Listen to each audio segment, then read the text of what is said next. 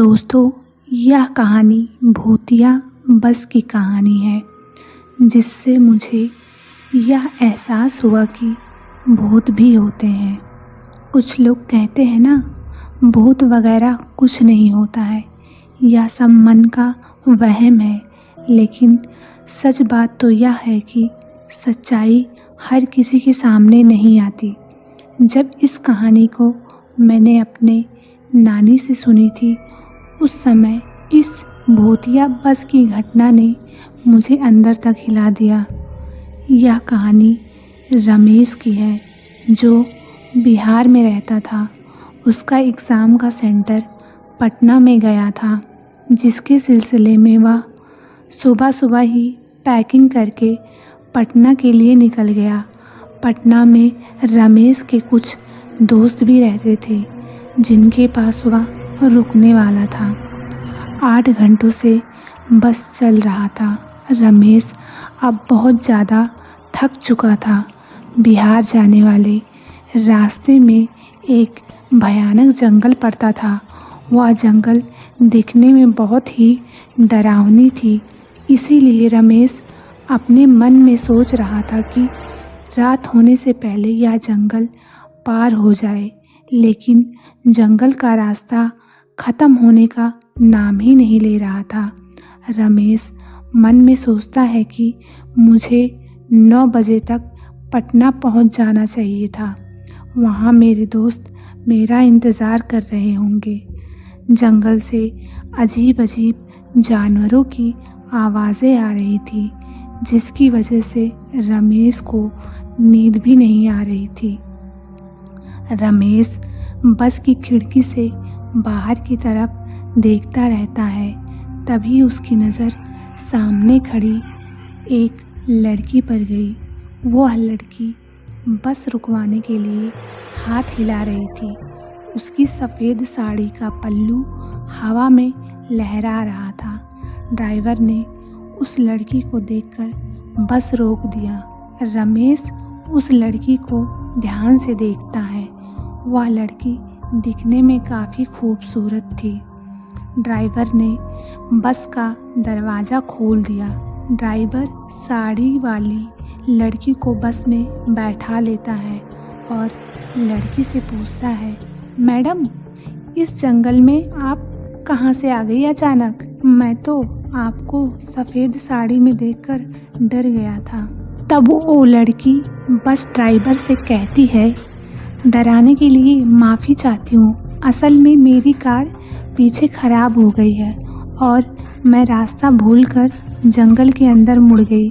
बड़ी मुश्किल से रास्ता मिला है।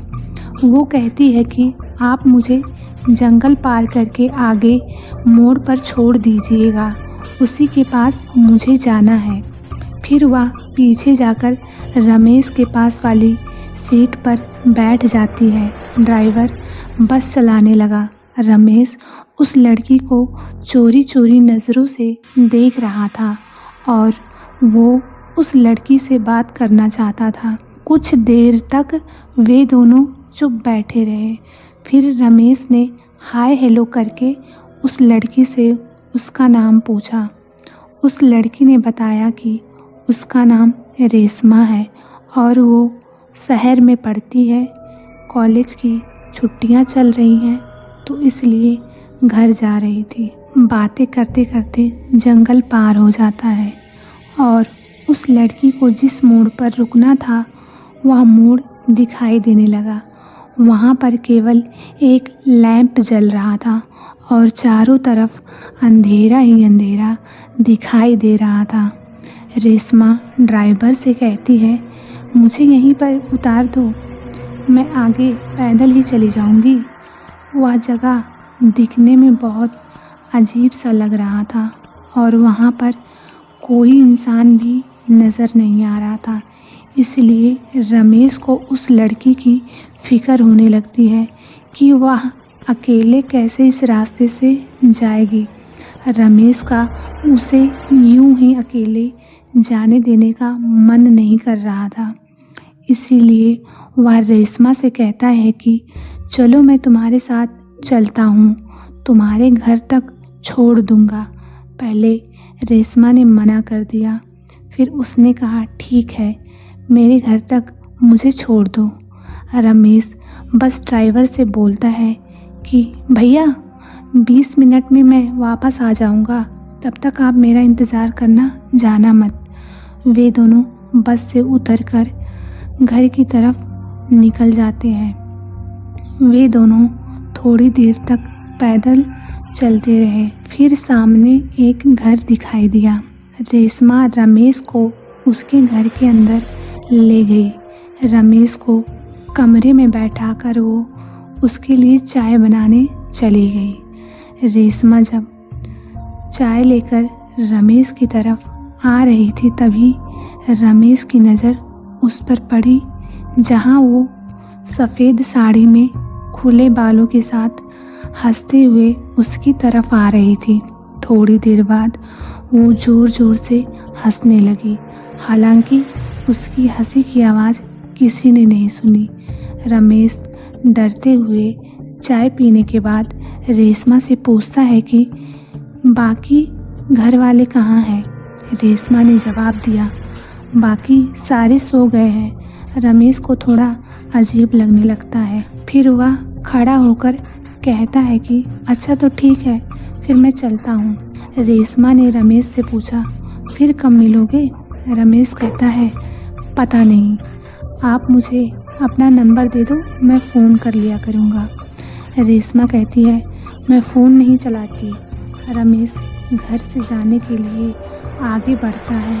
तभी रेशमा कहती है, इतनी जल्दी भी क्या है जाने की, आज यहीं पर रुक जाओ।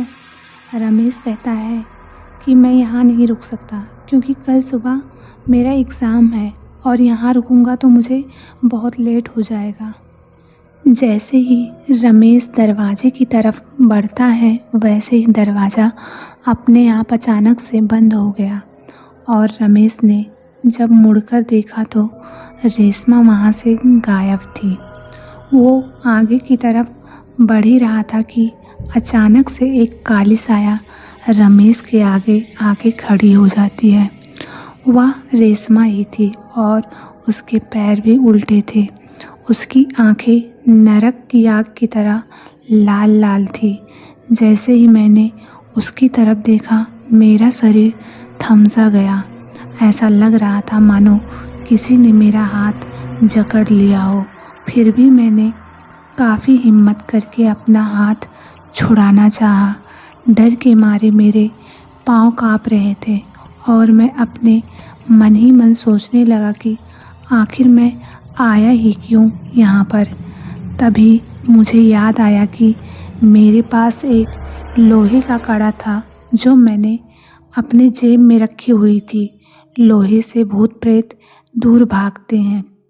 और जैसे ही वह साया मेरे पास दोबारा से आ रही थी, मैंने वही कड़ा उसके शरीर के ऊपर फेंक दिया, जिससे वह गायब हो जाती है। उसके बाद मैं बिना कुछ सोचे समझे वहाँ से भाग लेता हूँ और बस ड्राइवर के पास पहुँचकर बस में बैठकर तुरंत पटना के लिए निकल गया।